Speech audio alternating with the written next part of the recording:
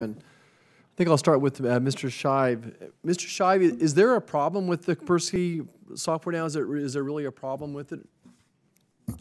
So the GSA position for Kaspersky is there was a problem with them being entered onto GSA schedules and the way that they were entered onto GSA schedules, hence them being removed. GSA doesn't run Kaspersky products, so we haven't done deep and rich analysis into the capabilities or technologies associated with that. Was or is the Kaspersky lab a threat to national security? I'm not in a position to answer that. Our partners at DHS felt there was something significant enough to bar use of Kaspersky in the. When do you think they first would have thought or been concerned approximately? Who's they? DHS is who you mentioned. Right. Or GSA, either one. So GSA became aware that there was some discussion about the risk associated with Kaspersky at the end of last year. And then as news came out, we did a couple of evaluations on the GSA internal enterprise. When we found that we weren't running Kaspersky internally, we did no further deep and rich analysis of the technology embedded within Kaspersky or that Kaspersky uses. DHS can speak to when they became aware of the threats. Okay. Mr. Kanuck, our friends in Israel obviously go back to 2014, it looks like, with a concern about that. Is that accurate, that the Israel government maybe alerted us in 2014 that there was a problem? Given the unclassified nature of this hearing, I'm going to have to simply refer to the recent media discussions that I saw in the New York Times, Washington Post, and Guardian and others that took it back to 2015.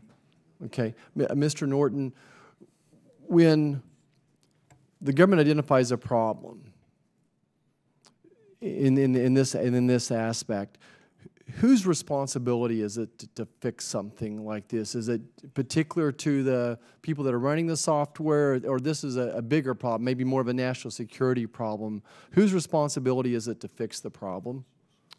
Well, it's absolutely a national security issue. I think that, you know, on paper, it's the Department of Homeland Security's challenge for the civilian side of the networks to fix this problem and to alert their other federal partners.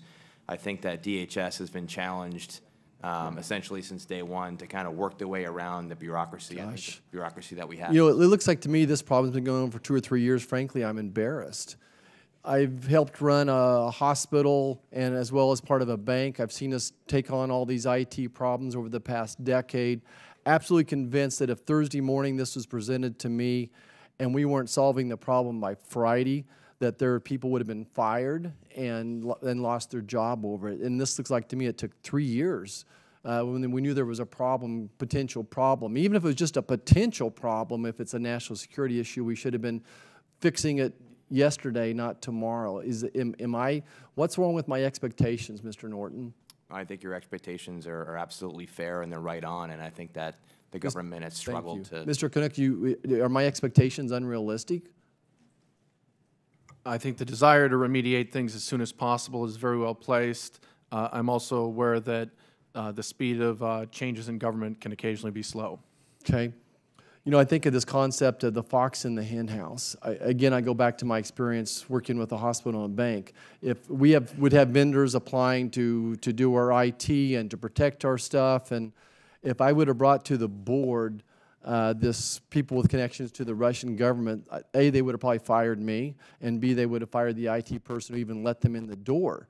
I mean, did this pass the sniff test? Mr. Kanuck, would they pass the sniff test today to get this type of contract? Again,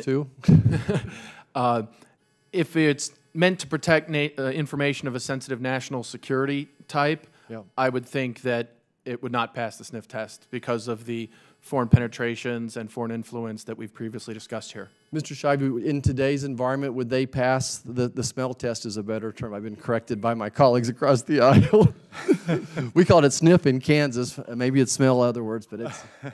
Again, because we don't run the particular software, I can't say specifically, and we don't base those evaluations on press reports. What I can say is that every agency CIO has a responsibility and an obligation to vet any software or technology or process that runs in that organization, and that if Kaspersky or any similar tool was going to be entered into service in that agency, it would be put through a battery of tests to evaluate whether or not it was suitable for that environment. Mr. Chairman, can I have 30 more seconds?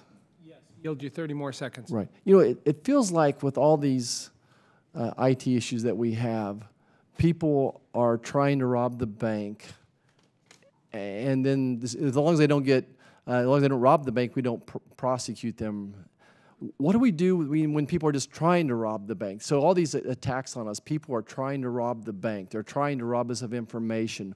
What's a solution to trying to, I mean, my gosh, I can't believe this goes on this much. They're trying to rob the bank. They don't accomplish it, so it seems like nothing happens to them. Does anybody have a solution, a short solution? Mr. Kanuck, you've raised your hand. Where we lack the ability to have cooperative international law enforcement or forensic capabilities to identify and prosecute those individuals, we are left with recourse to improving our own network's resiliency. Okay, thank you. I yield back. Thank you, Dr. Marshall. I now yield the